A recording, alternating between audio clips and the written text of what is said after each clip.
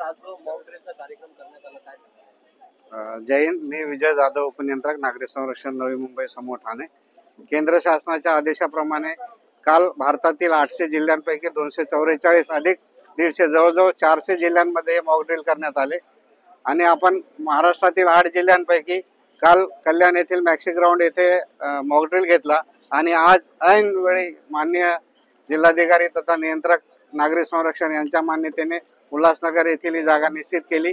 आणि आज आपण हा मोठ्या प्रमाणात ज्यामध्ये पोलीस, फायर, महसूल, महानगरपालिकेचे अधिकारी कर्मचारी आणि इतर सर्व यंत्रणेने सहभाग घेतला, ज्यामध्ये सिव्हिल डिफेन्स मार्फत हा मॉक ड्रिल सादर करण्यात आला. याचा मुख्य उद्देश हे आहे की अटॅक झाला किंवा काही दुर्घटना झाली तर त्यात पब्लिक, आम नागरिकांनी घाबरू नये.